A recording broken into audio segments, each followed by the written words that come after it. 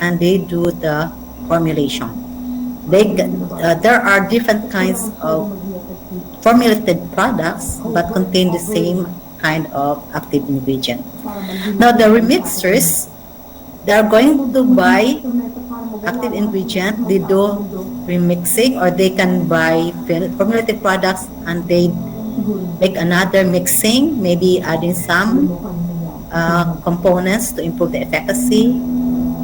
And the processors, these are the ones that would process for another product, which are insecticidal in nature, and also those that are engaged in the market. Now, except for botanicals and bio-rational pesticides, these synthetic insecticides you can buy in the market are products which originated from extensive and intensive research and development programs of various chemical industries, of which these companies are founded. I can cite an examples like Bayer Chemicals. This is a big company. You have Syngenta, you have DuPont, you have Monsanto, you have Sumitomo, you have Nippon, Ciba-Geigy, and many others. And there are even more Chinese products, Indian products, where they have lots of chemists and biochemists in their country. Okay. Now, I had been mentioning brands, but it doesn't mean I'm endorsing this company. I just want to inform you that these are the companies that provide most of the effective pesticides available in the market today. They are the ones that started the R&D long time ago. And these are, some of them actually are just byproducts, not necessarily from the major products they have. Like for example, Bayer is used to produce paints and pigments in the paint industry and also in pharmaceuticals. Now, one of the products in their pharmaceutical manufacturing are actually insecticides, so it started that way. Okay, we know that insecticides cannot be taken aback, meaning we cannot get rid of using insecticides for the purpose of providing food security and public health. While we are embarking on organic agriculture, these farmers who are engaged in organic agriculture, many of them actually do not produce products 100% organically, but they just organic products, so they are selling it with premium price. But in other crop commodity, they cannot afford not to use insecticides, just relying on organic pesticides. Since organic pesticides, they are not really as effective as synthetic insecticides. If you're going to claim that organic insecticides are safe, it's not 100% safe. They are still the same material that can cause hazards if they are not handled properly. Okay. Now, even with the positive contribution of insecticides, we have also negative impacts on its use. Like for example, with continuous use and injudicious use of insecticides, these are the culprits in the development of insecticide-resistant insect populations. It is a cause of resurgence of secondary pests. Why there is a resurgence of secondary pests? Since secondary pests, I mean to say, they are not the major pests that attack our crops. They are of minor importance, but they would become of their status would shift from minor to major ones, especially if their population build-up is not controlled, and they will now cause a lot of damage to our crops. The resurgence of secondary pests is actually the effect of negative impacts on non-target pests. Now, these non-target pests, they are there, but they have been there because they play some important roles. And non-target pests, and I would add biocontrol agents such as parasites and predators. Now, if this effect would lead to this other negative backlashes. Now, nowadays, many of the insecticide products become less and less effective for reasons that there are already a number of insect populations after frequent use, and if they are already resistant, then we have to add more and more in terms of the dosage. And if it is the case, it means to say that the insecticidal products we have become less and less effective. Okay, so let's start now with lesson 1, the history of insecticide development. For all we know, the use of insecticides had been done long time ago, 2,500 years before Christ. Just imagine how long it was. In tin, sulfur was considered as an insecticide, but its popular use began in 1000 BC, that is before Christ, and along with arsenic, they were popular in year 900 Anno Domini, meaning after Christ. With inorganic insecticides, after sulfur and arsenic been frequently used by our farmers, there are other inorganics that there are also other inorganics that have insecticidal activity, like for example lead arsenate, calcium arsenate, and sodium arsenite. These are derivatives of arsenic acid. Okay, so here you have to differentiate arsenate from arsenite. Arsenate, it contains four molecules of arsenate, and then arsenite 2 molecules. We have also other inorganics like the sodium fluoroside. Then you have fluoroaluminate and boric acid. Among these inorganics, apart from sulfur, what had been frequently used nowadays are boric acid, but this is not used in agriculture but to control household pests. Have you ever seen a chalk that is used to control cockroaches? Have you tried it? Who among you have tried it, or who among you have seen? It's a chalk.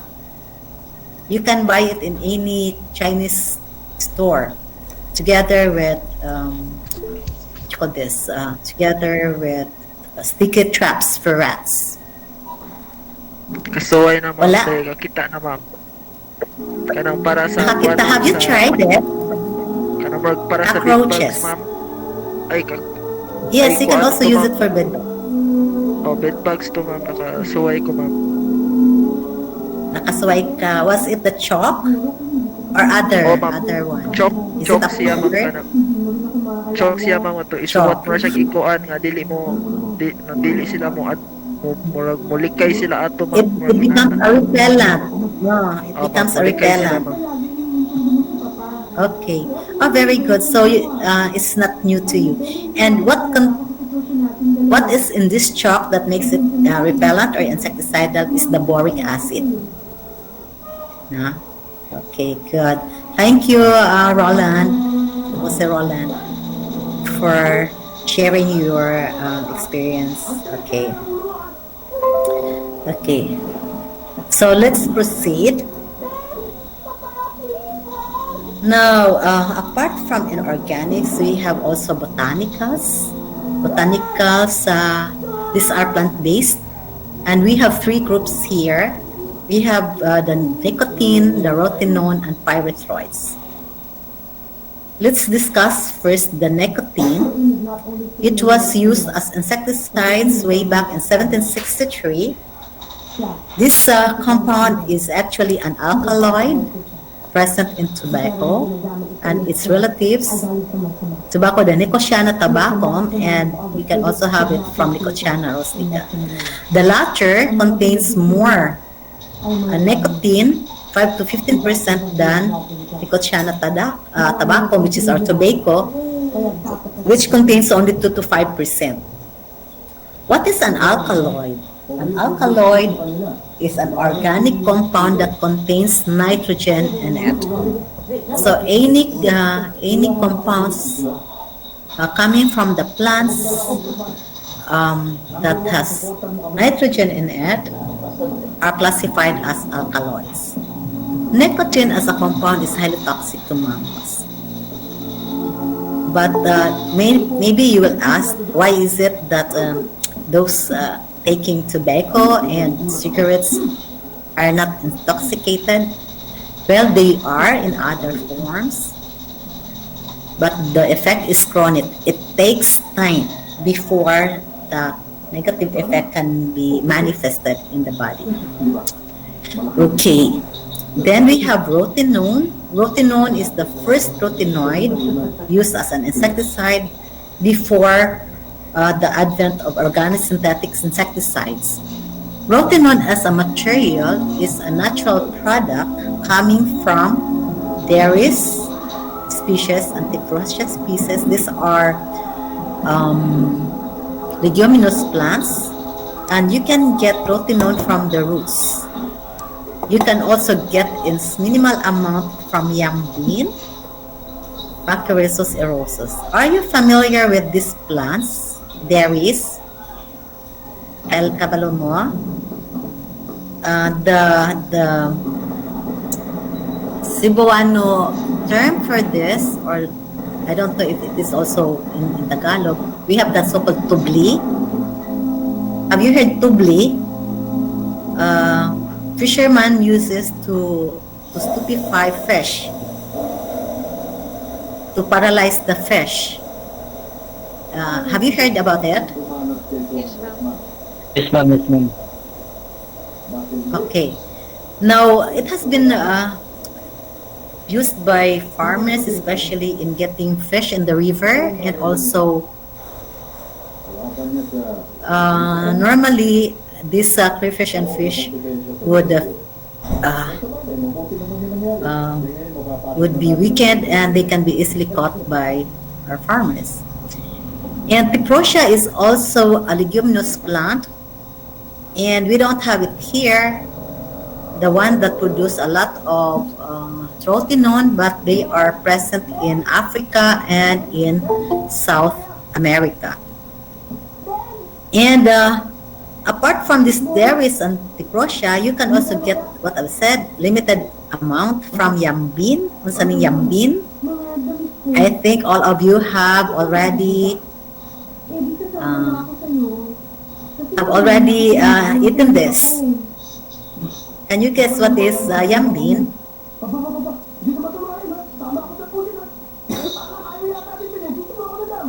Nakikita pa ninyo ang PowerPoint? Is it still clear there? Yes, ma'am, ma'am, pero pa ko kakita oo kay lang yambi. Yes, ma'am. Wa mo kaila. Okay. Yam bean, maybe in your mind it is the ube, right? Yam. Or it is a sweet potato, because sweet potato is sometimes called yam, especially if they are colored purple. In the US, they will name the purple sweet potato as yam, but it is a misnomer. The yam is those belonging to the Euskarya species. Yam bean is different. Now, it is a tuberous root which we eat as a salad or just eat it raw to quench our thirst. So can you guess what is it? Singkamas, ma'am. Very good. It is the singkamas. But you cannot have the singkamas with the rotinon in it. It is in the seeds where you can get the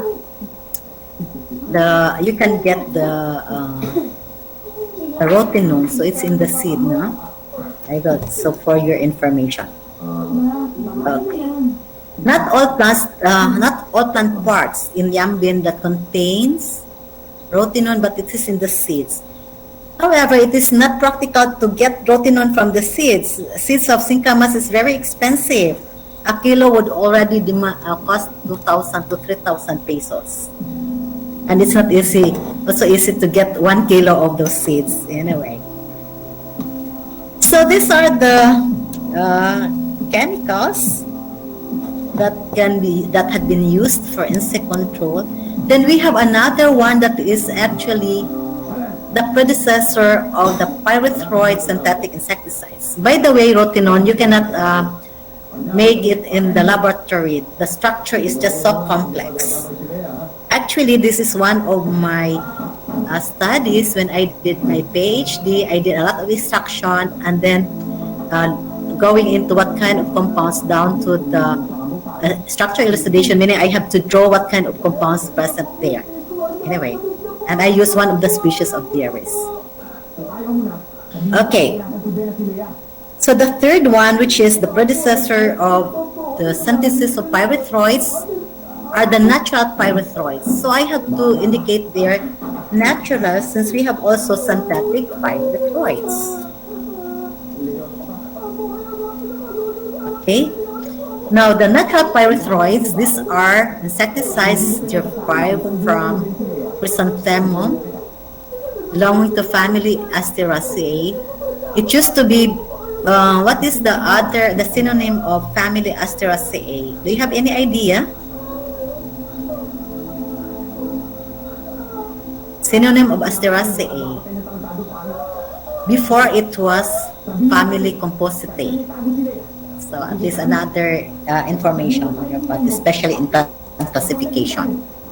Now you can get pyrethroids in two species of chrysanthemum, Chrysanthemum cineifolium and Chrysanthemum coccineum.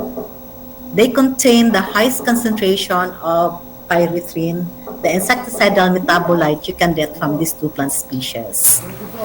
And the synthetic pyrethroids nowadays are based from pyrethrum, which is one of those compounds consisting of esters. What are esters, by the way? So you will have an idea what are these compounds that I'm talking about. I have already, like for example, alkaloid, I already discuss it, explain it. But how about esters as a group of chemicals? Anybody? What are esters? Marjun. Okay, Yes, ma'am. what are esters, Marjun? Tanang hydrocarbons na siya, ma'am. These are part of which are hydrocarbons actually. It's only part because we have actually esters are composed to synthesize an ester. Actually, it needs two compounds. One is an acid and the other one is alcohol.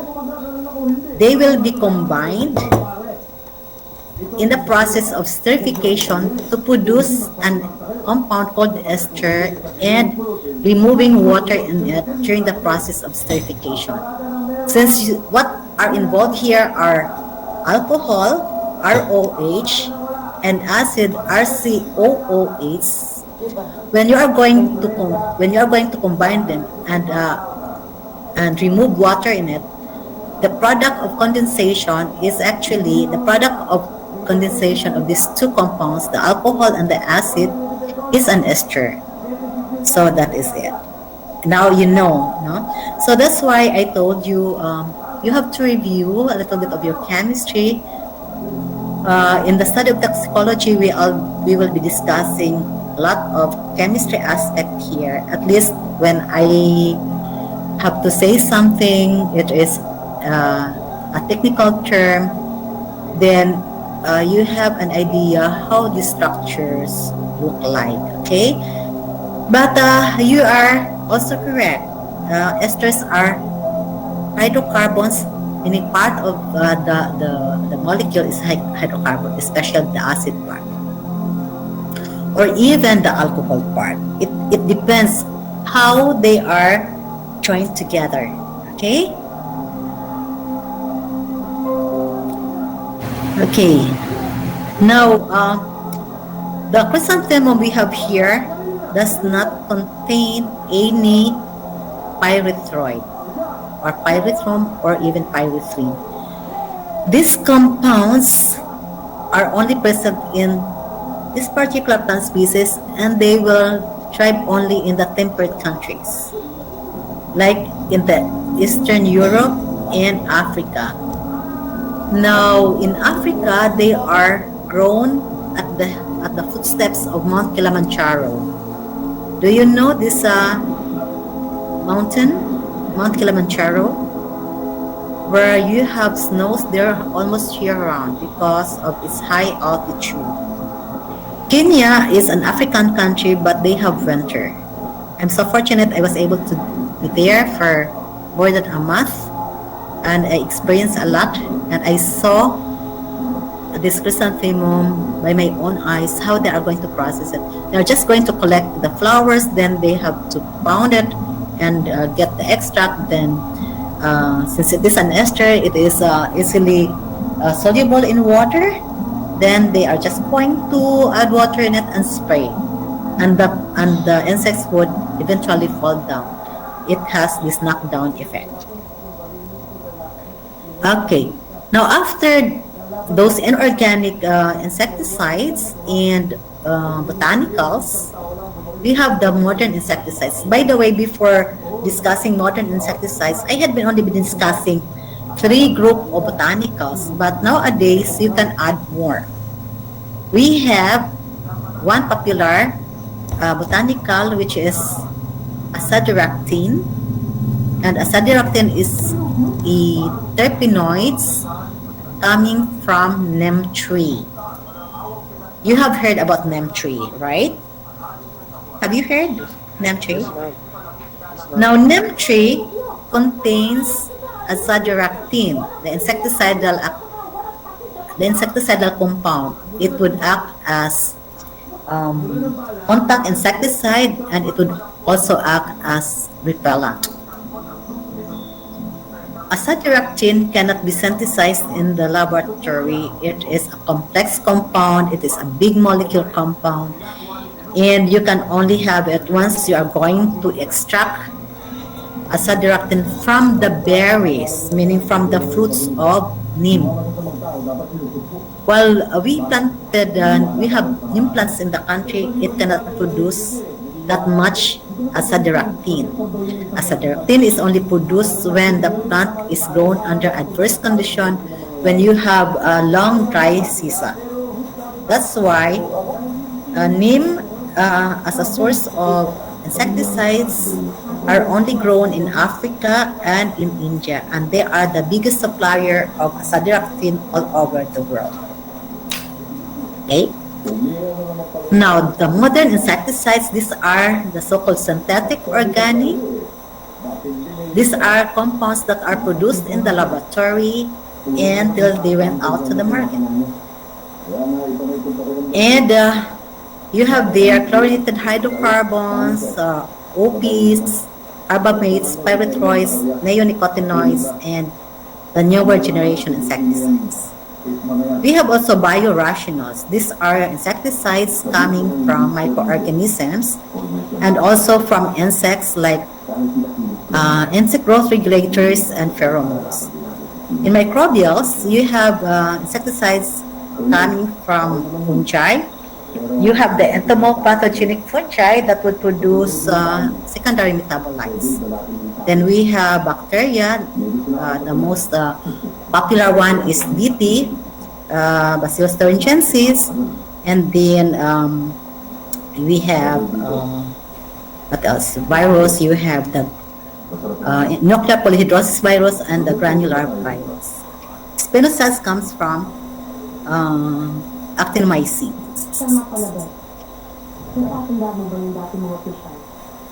Now we had been discussing the different the history of insecticide use, how they come into being. We know already the different types of insecticides, be it plant-based or synthetic-based or coming from microorganisms and even from insect cells. Okay, now how are we going to produce insecticide? In insecticide production, it takes about 5 to 9 years, costing $50 to $90 million. But these days, it can even command higher than this figure. Why it takes so long? It takes this period since it undergoes a rigorous testing and evaluation before approval from regulatory agencies for marketing.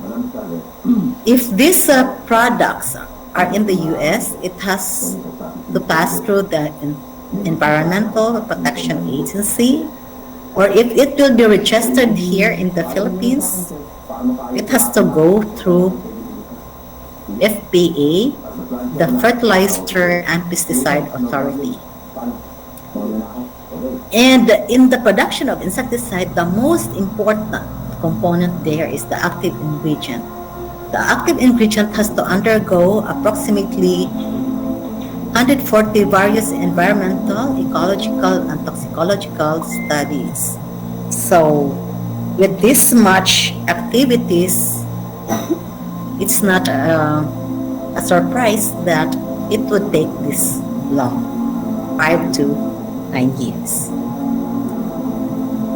We will going to classify insecticides either as synthetic insecticides or biorational insecticides in the production of insecticides, what we can avail in the market. First, its development and synthesis begin in the laboratory. We'll have extraction and synthesis of the chemical, which actually a product of a molecular design, or it is through the passion of the organic chemist by looking at what are these compounds that had been long reported with insecticidal activities and properties. And they are going to examine to the very detail how to come up with a synthetic product out of these reported literatures. And there are also cases wherein the production of insecticides occur by accident. It's serendipitous in nature. And there are cases like, for example, there are, especially when we are talking about whoopies, these are like the production of nerve gases or nerve poison for us biowarfare, but it happens that they are also insecticidal in nature. So in this case, the finding is accidental. Okay. Now, after the development of the active ingredient, this active ingredient, we don't know yet if these compounds are really insecticidal or not. In doing synthesis work, I would just give you a picture how it is being done. When you are going to synthesize, as if you are cooking in the laboratory, in cooking, you are mixing with different chemicals in order to assemble a compound from the raw materials. During this process of synthesis, you can have hundreds of byproducts. You have a main product, then you have a number of byproducts. All of this will be screened through biological assay activity. From there, those compounds which show insecticidal activity, they are the ones that will be further studied. During the course of study, and during a lot of assays, the screening and biological activities to the target pests and also to the non-target ones, after narrowing down the number of materials with activities, then it is now high time to do the mixing of promising chemicals in order to improve its solubility, stability, ease of handling, and performance.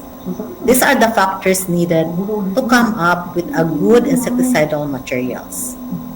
After this, when they are already being addressed, the issue of solubility, stability, handling, and performance, it is now the time when a formulated product is so designed. And this product now is called formulation.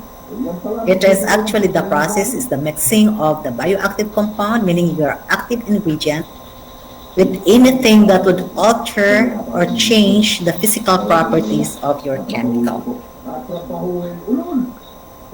So let's go to the next group, the biological. So you know how the synthetic chemicals are brought from the laboratory to the marketplace.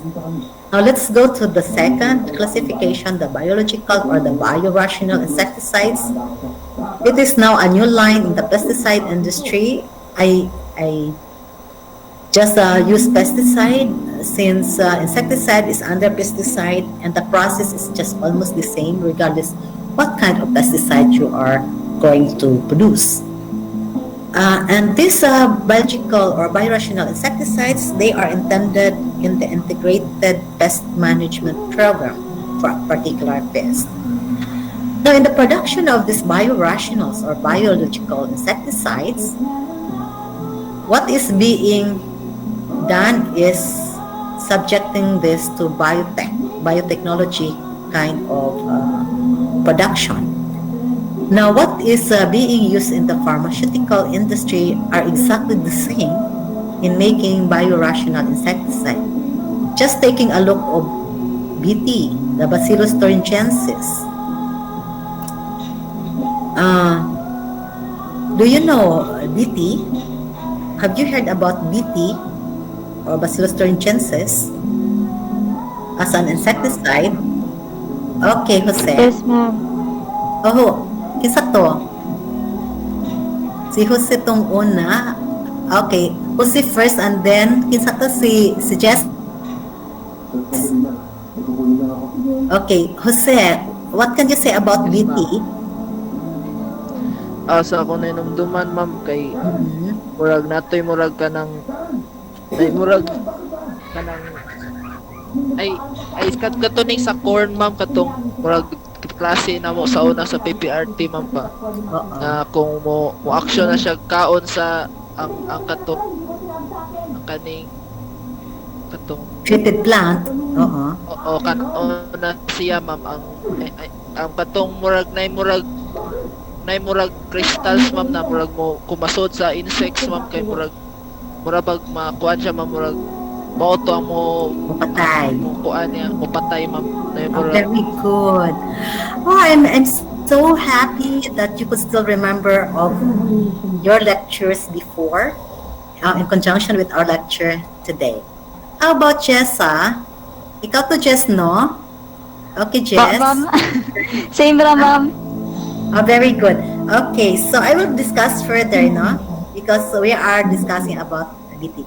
By the way, okay na ang PowerPoint. Have you seen it? Kita? Hello? Kita pa? ma'am, makita ra, ma'am. Now, Bacillus thuringiensis is actually a bacteria, right? It is mass-produced and it is sold as an insecticide. Now, it is not the bacteria that kill the insect per se, but it is the secondary metabolite produced by Bt, which is a protein. These are cryoproteins, these are crystal proteins that are released by Bt spores once it is being lysed. Kana bang yamabongka. Now, the lysis occur in the gut of the insect.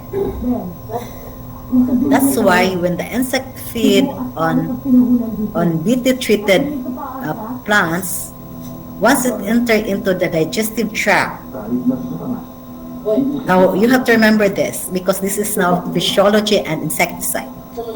Now once it enters into the insect gut, the pH is different from our pH, right? The pH in the insect gut or the digestive system is alkaline. In human being, it is acidic. So you have hydrochloric acid, in our stomach to aid in digestion. In the case of insect, it is alkaline. So the pH is very high. When it is acidic, the pH is very low. When the bacteria crystals is exposed to alkaline condition, then it becomes lysed. Mura siyang mabuak. So that's why the crystals inside this bacteria are released. It is now the crystals, proteins that are toxic to the insect. If you look at the mode of action, it's not direct, it is indirect. It becomes insecticide once it enters into the body of the insect in the digestive tract. Okay, is it the one that is being discussed before? How it becomes active as an insecticide? So that's the explanation actually. Now, going back to the production, you can mass produce this through fermentation, and it is a biotechnology type of production. Okay, now the production of insecticide takes an average of 5 to 9 years. So take a look of this figure. From development and synthesis, this is the 3 boxes here. Then the compound would go through the screening. Then we have this practicality assessment. So in the screening, it is now the bioassays. We have also to look at preliminarily the safety of this compound. And those compounds that are found highly insecticidal, they would be patented. After this part, then it goes through the next phase of R&D. It has to go to the formulation, toxicological study, efficacy test in big scale until market pilot testing. From here, when all this been done, it would go through the development process wherein there is now large-scale efficacy trial and formulation of the recipe, the environment, and the long-term safety of this particular product. After development, then it goes through the next phase, which is the registration. In the registration, there are different information you have to provide to the regulatory bodies in order to get approval. Once these compounds get approved, then you have this product that are now in the market. And even if they are in the market, there's still lots of activities there, like for example, application of expansion in the production of insecticides. This producer cannot afford to test the products to all pests. It has to be selective, and it's only when they are out in the market and they somehow get what they have spent in terms of production, they will now undergo the so-called application expansion. This is now testing the product in other pests not indicated in the formulated product. And in so doing, you have lots of improvement to be done in order to compete with other insecticides of the same mode of action or the same group of pesticides. In the business, it's highly competitive. it needs to be that the product is so effective and of lower price. That's it. Okay, so let's go now to the second lesson. Any question with the first part before we'll proceed to the next on formulation? None? Wala. Are all clear? Shall we proceed to the next? Okay. So the second lesson is on formulation. What you buy in the market, whether it's a liquid type or solid one, these are already the formulated products. What happened? I heard some noise. Okay. Anyway, formulate. What I've said, what we can buy in the market is already a formulated product. And this is now, we're going to discuss what are these different formulations and how they differ from each other. So let's begin with a definition of a formulation. Formulation is a physical mixture of one or more than one insecticide that is now the active ingredient and the inert ingredients, meaning the additives, that provides effective and economical insect control. Its formulation has also one or several biologically active chemicals.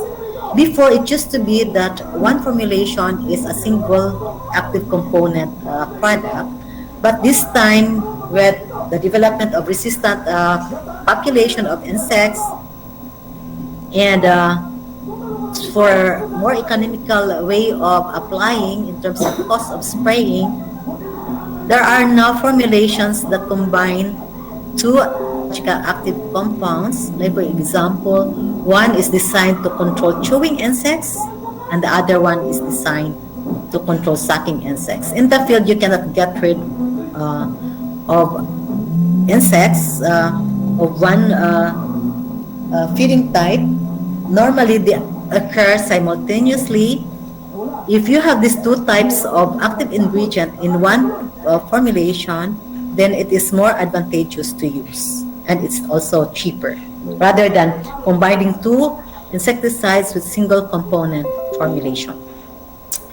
Okay, formulation is the form of an insecticide product in the market, which is ready to use either as undiluted, meaning you are going to use it as is, the same product you buy in the market, then apply it directly without any dilution that you are going to do.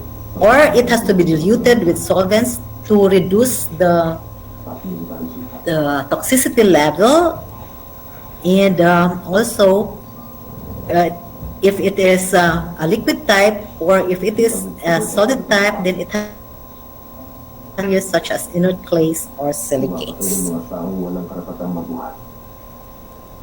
We might ask, why is it that this pesticide or insecticides should be formulated? You have these three answers here. First, to make the insecticide easier to package. Second, for ease in transport. Then it can be stored and it can be easily applied. In terms of chemical properties, it is for chemical stability. We are going to formulate it in such a way that the active ingredient would remain stable after being stored for quite a long period of time. And then it is also one way of preventing the corrosion of containers. Now, many of these active ingredients and are actually corrosive in nature, especially if it is highly alkaline or highly acidic. It can corrode the containers. That's why it is being formulated in a manner that the corrosive activity would be minimized. And we have also to achieve the desirable physical properties of our insecticides. And lastly, for improved biological efficacy, this means that the activity as an insecticide is greatly improved. Okay. What are the factors that determine formulation of insecticides? So we have 5 here.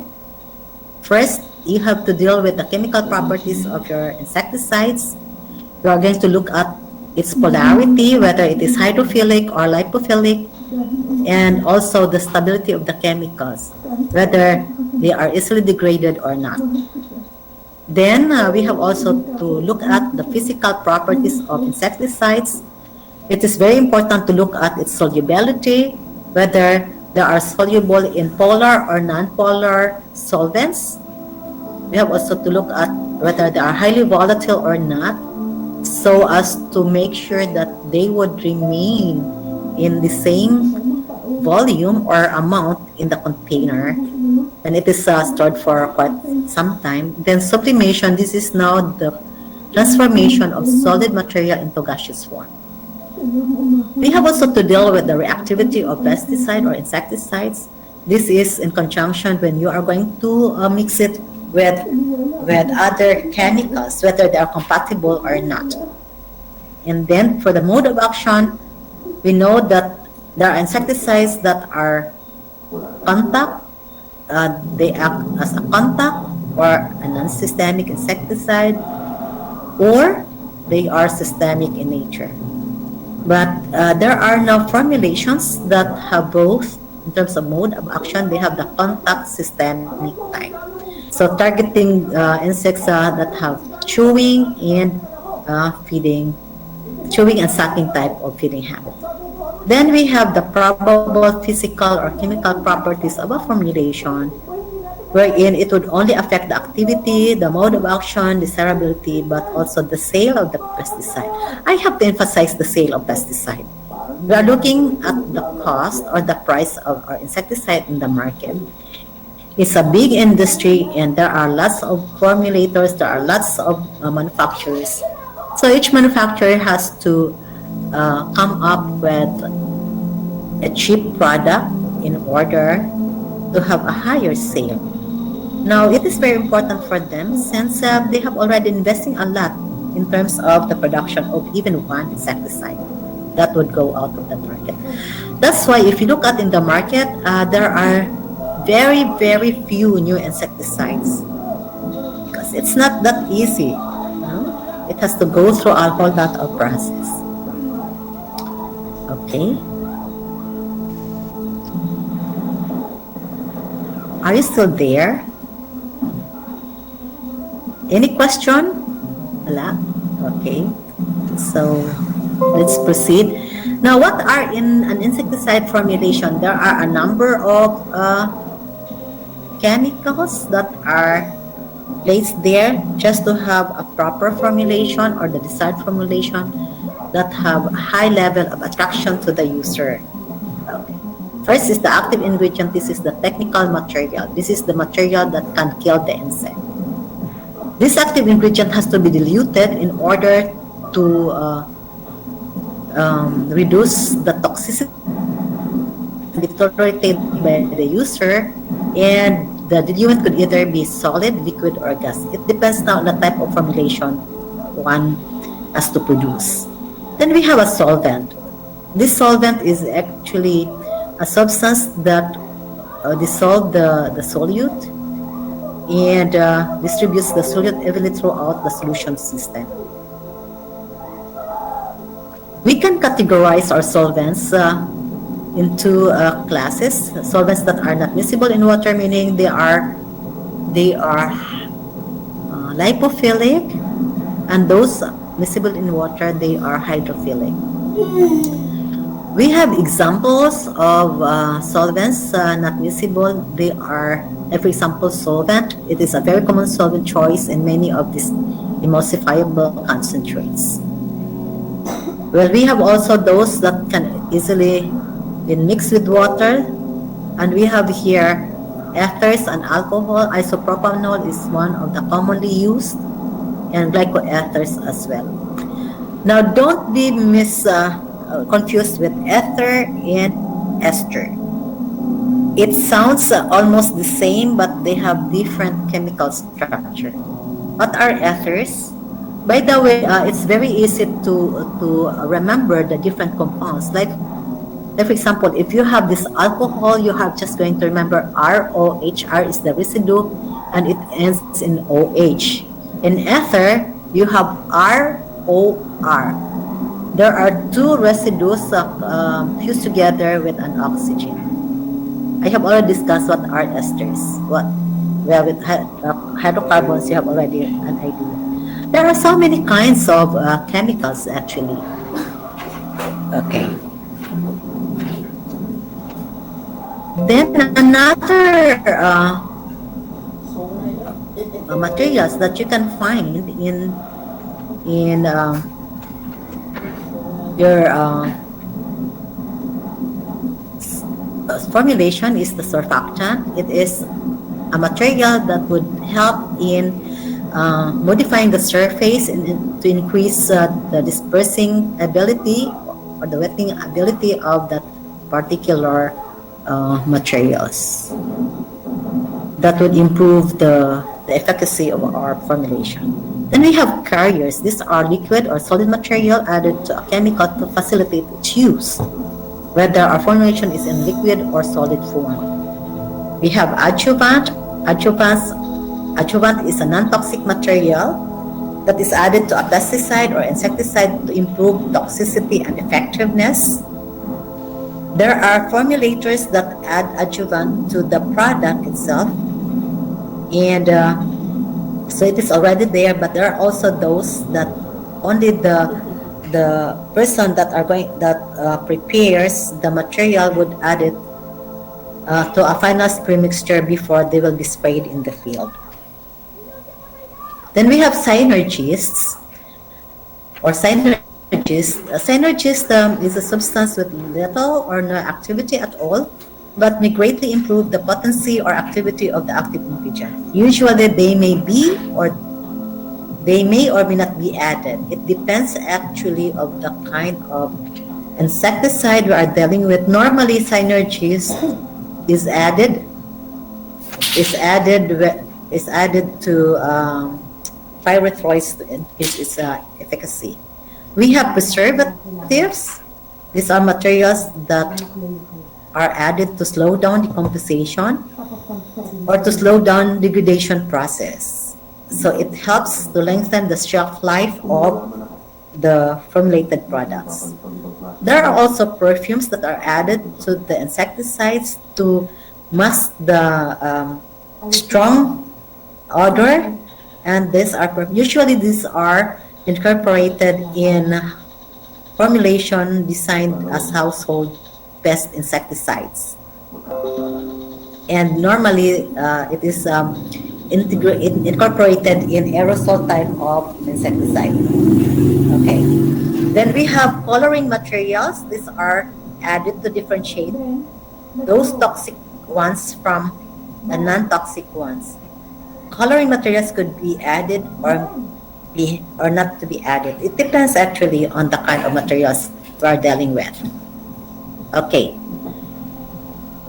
Look of the different insecticide formulation. We have group 1, we have concentrates for dilution with water, meaning to say that you cannot use it without diluting it first and produce your spray materials. So among this group 1 category, a number of them are not found in the market. They are only found in other countries, one of which is the encapsulated granules. You have this dispersible concentrate. The others are here but not that common. The only commonly encountered formulation of a liquid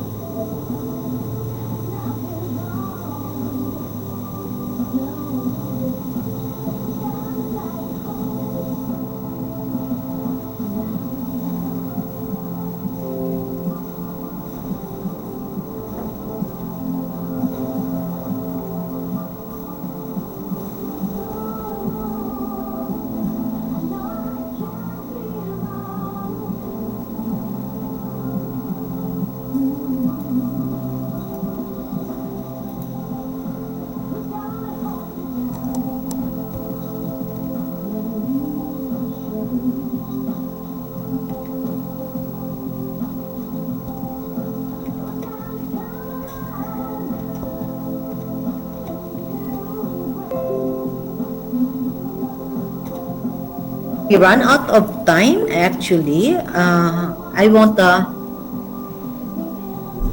okay, nawala. Unsa nawala ang PowerPoint nawala? Hello? Sana ma'am, okay na ma'am. Okay na? Oo. Okay. So, we have here conventional formulation in a solid form. We have the wettable powder. I don't have to discuss it further. Let me see. We are up to 3 o'clock. Okay.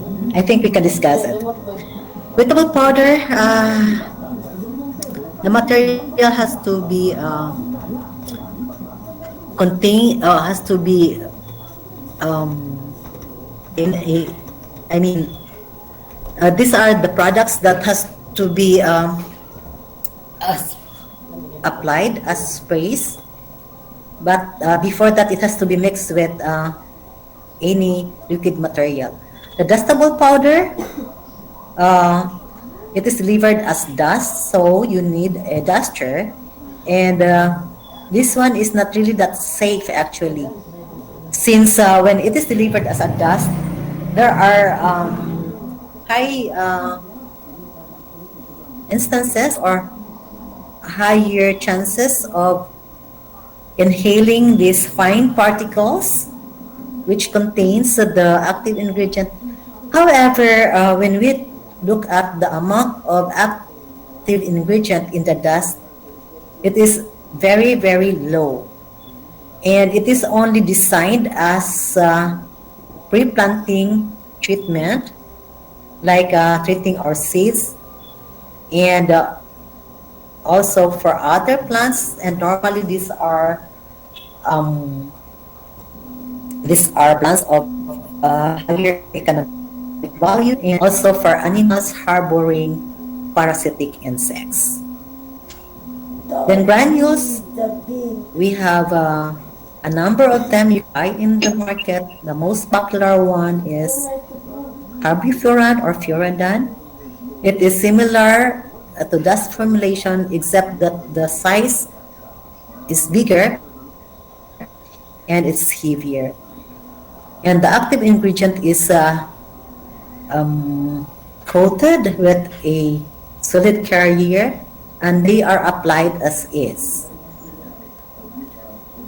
And the amount of active ingredient is also low, and but it is a little bit higher than that of the dust. Why it is formulated in a very low concentration of the active ingredient? Now, this is a type of formulation even farmers are just so complacent of using bare hands. Now, the insecticide that would come in contact with the skin of the applicator is minimal, and the amount can be highly tolerated by the user. But I would not admonish that you are going to introduce, inform farmers that it's safe to bare hands. These are chemicals, these are toxic materials, and they have to be handled with extra care. And we have baits. We have a number of baits. It is ready to use, or you are going to put the bait that in this formulated material to attract insects to feed on it. And normally these are intended for the control of household pests like ants, roaches, and flies, and sometimes even fruit flies. Let's go to the liquid formulation, the most popular one, and you can see it in all aggregate supply, the so-called emulsifiable concentrate. This is a type of formulation in a liquid form wherein it has already emulsifier added in it in order to disperse the non-soluble active ingredient. And if it is non-soluble in water, you are going to dissolve it in organic solvent like benzene, xylene. And if you are going to use the emulsifiable constant, if you are going to use it without the emulsifier, and adding water in it, there are two layers that are formed. There is no mixing of the polar and non-polar materials. Your polar is your water, the non-polar is your active ingredient dissolved in organic solvent. In order for this material to become soluble in water, it has to have emulsifier in it.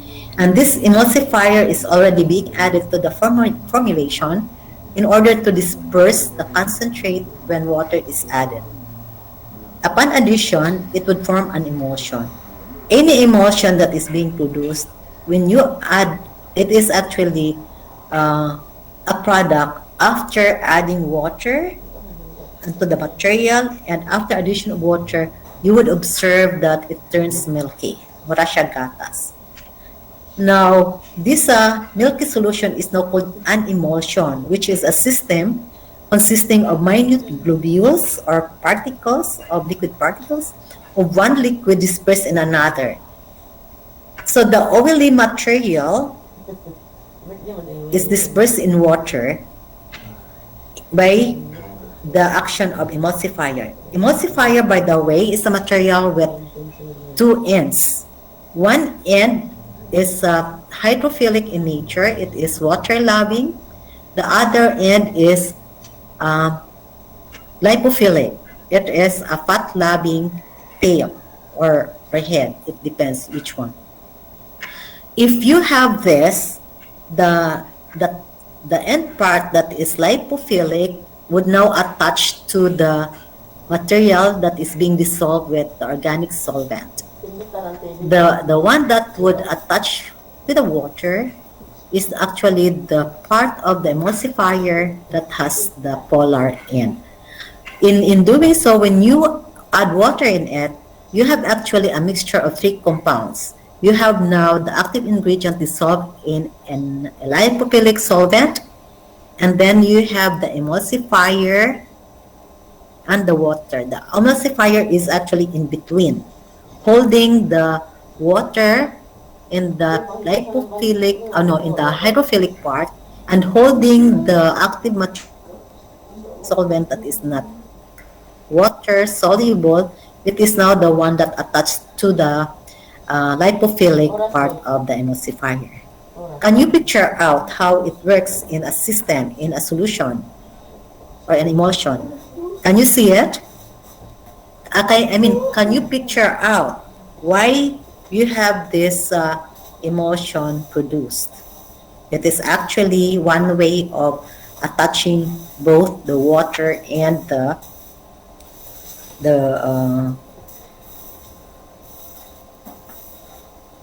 okay. And we have suspension concentrate. It's not common. I think you have used in one way or another. Baygon this is a popular aerosol spray, which is insecticidal to control household pests like ants, cockroaches, or even mosquitoes that are carrier of pathogenic organisms like the viruses. For aerosols, the active ingredient is housed in a pressurized container. If you are going to press a part of this like a nozzle, what is being released is a kind of a smoke or a fog. This smoke or fog contains now the tiny particles of the active ingredient. Then you have fumigants. It is a kind of formulation that would form gases when it is being applied. It could either be a liquid kind of materials or a solid one. Now for solid materials, once this solid fumigant formulation would come in contact with water, it would produce a fume, and in this fume, this is a toxin already, usually a nerve poison, and it would kill pests. This kind of insecticides are formulated and designed to control stored product insect pests that are in barns, in silos, and other closed containers. And these are the insecticides used in regulating pest control of ports of entry in order to avoid accidental entry of insects that are exotic. Then we have now the new generation insecticide formulations. They are not found in the country, but what I'm implying here, you ought to know this. So we don't know one of these days should be employed in other countries, and you will become a pest control officer or pesticide applicator. At least you will be familiar with some of those theoretically. But if you want to know more about this, you can Google it and then you can have more information about it. I will just run through these different types of formulation. Then the CG, then it is the one that would look like that.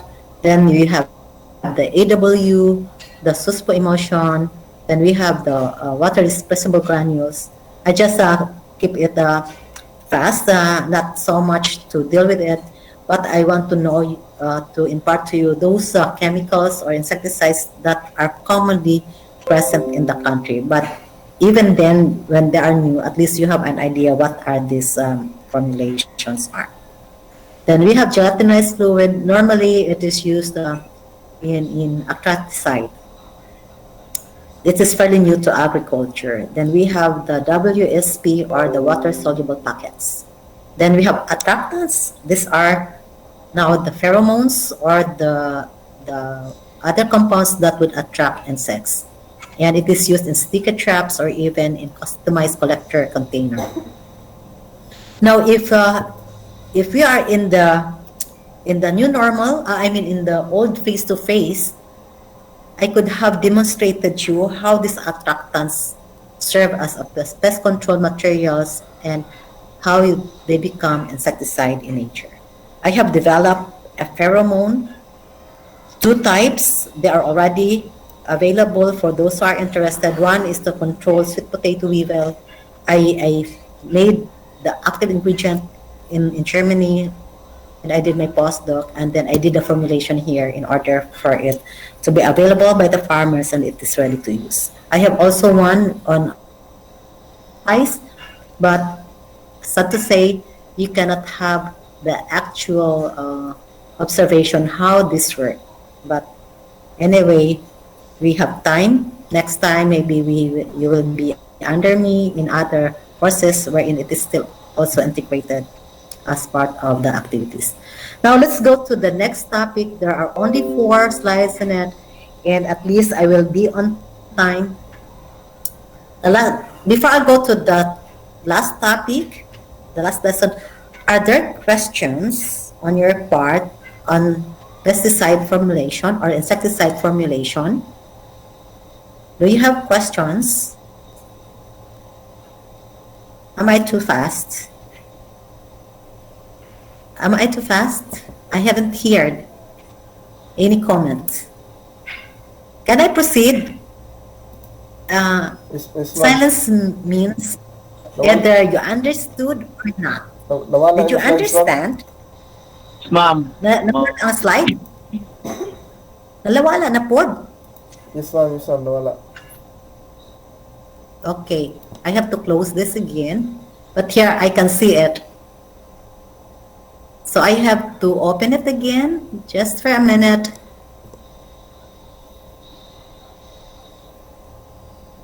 That's the problem with intermittent blackout. Okay.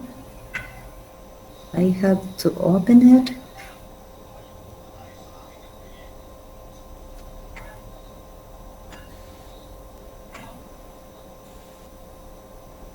In what aspect did we were disconnected? Was it already in formulation? Yeah? Anyway, I have just to proceed with the last topic. Did you see it? Are my slides visible already? Yes, ma'am, yes. Pero gagmay lang, Yes, ma'am. Okay, good. So let's go to the last. We don't have luxury of time. Let's go to the last topic. It is the last but not the least, so to speak. It's now time to discuss data generation and safety value. Why data generation is very important and the safety value as well. We all know that crop protection industries are among the most highly regulated in the world. Any crop protection product would undergo a lot of rigorous process before it comes out in the market. And before this go out in the market, a lot of data has to be generated and has to be submitted to regulatory agencies. And once they are already provided, these regulatory agencies would give approval. If data are lacking, then this pesticide company has to submit again those lacking materials in order that their products would be allowed to be marketed. That's why they are very important. And data generation starts even in the development and synthesis of the active compound.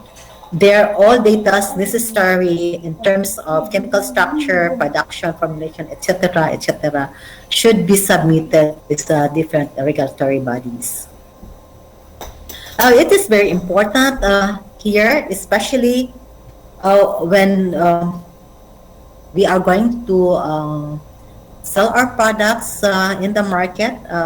There are lots of considerations to make, and one has to follow what are in the standards.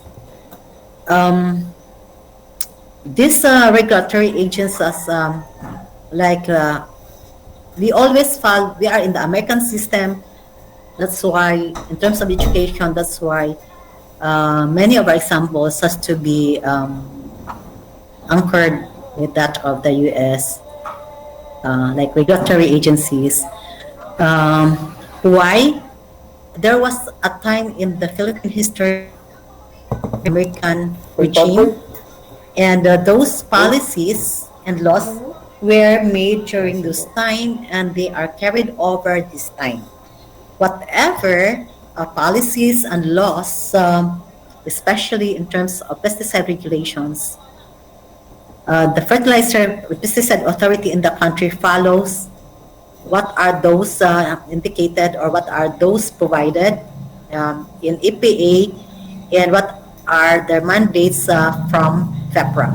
FEPRA is the umbrella. It is the one that would regulate the continuous use of pesticide, and this is an agency, so-called Federal Insecticide, Fungicide, and Rodenticide Act, FEPRA, which had been enacted long time ago in the World War II period.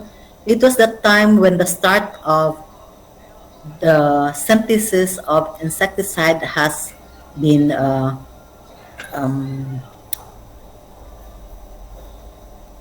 done by the different industries. Before, there's no insecticide company first. It was just more of serpentinous findings. This pesticide company is the earlier ones who was able, the early ones which able to synthesize the insecticide materials. It went back during this period in the World War era, in the World War II. That's why FEPRA was enacted during this time. Okay. Now, FPA, the Fertilizer Pesticide Authority, and EPA, they have more or less the same mandate. They are going to look at the risks of using these products to humans, animals, and the environment. And what are those mandate by EPA in the US are more or less the same as that in the FPA in the Philippines.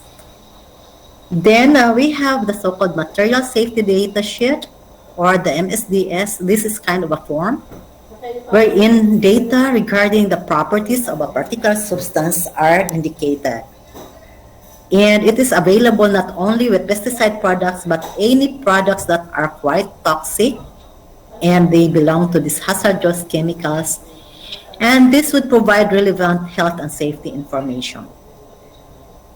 Different information should be indicated in the MSDS, including physical data, toxicity health risks, um, what protective equipment to be used during handling, and how to handle spill or leaks when it happens. These copies of MSDS must to be submitted to regulatory agencies. All these pesticides should submit MSDS to FPA in the Philippines in order for this product to get approval for marketing. Now, lastly, what is very important in this topic is the so-called maximum residue level, or MRL. It is actually the highest level of pesticide residue in flowing insecticides that is legally tolerated or on food or feed when pesticides are applied correctly. This goes with the so-called GAP, or Good Agricultural Practice. In GAP, there is a certain limit on the amount of pesticide residues left in the product. This MRL is very important, especially if we are going to trade our products in the international market, and it is used for strict phytosanitary and plant quarantine requirement. And this MRL is actually issued by FAO, or the Food and Agriculture Organization, following the different the standards called the Codex Alimentarius Commission, FAO in collaboration with the World Health Organization. These are the two agencies of the United States that harmonize standards applicable to pesticide residues allowed in treated food products. What we are following is not only Philippines, but all countries around the world would follow the Codex Alimentarius Commission. If the pesticide residues reach beyond the tolerable limit, then the product would be rejected by the importing countries, and as an exporting countries, it would be a loss. I would cite an example. Way back in 2018, Philippines is one of the banana exporters in the world. There was one shipload of banana to ship to the importing countries, but when it reached there, our product was rejected. The reason why, the MRL level is, the residual level is beyond the MRL set by Codex. What happened? The businessmen who did the trading lost millions. I have a friend who was one of the suppliers. He stopped exporting his product. He said it was a little bit of a heartache. He used to get lots of money from exporting, but it just happened in a split of a second, in a wink of an eye, that he lost his business. It is very important for safety reason for consumers, actually, and it's really good. It's also a wake-up call for our producer that if we want to export products, we have to follow the MRL level. It's not only trading our products externally in the international market, but we as a consumers, we have to be aware of what is the MRL of a particular insecticide in a particular product. Especially we are consuming vegetables and fruits as raw product when we eat a salad, and we don't know that it has been laced with high amount of insecticides. For all we know, we are ingesting a lot of insecticides in our body, but the effect is not if immediate. Many of these insecticides, the effect at a sublethal dose beyond the MRL is chronic. It will take time before we will get sick after eating much of those insecticide-laced agri products. So that's all for our lecture.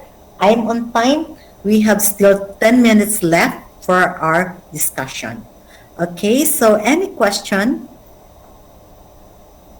Any question? So to summarize, who among you would summarize our lecture from lesson 1 to lesson 3? Anybody? Okay, I will call to make the discussion live here and for more participation. I want to hear from Carol. Carol, are you there? Carol Nenya, Yes, ma'am. can you summarize? You can summarize halfway through and we will call the rest. No, we'll call one of your classmates to summarize what you have not given. Can you summarize for us to give a condensed lecture we had for 2 hours time period? Sa You- summary, ma'am, na ako ma-recall, ma'am, is katong kanang sa regulation, sa katong history of Aha, katong sa pesticide, okay. history of katong sa na MS ano? Material. Material Yes, ma'am. data. Okay. And these are very important actually. Mhm. Yes, ma'am, and the factors sa maka-affect sa katong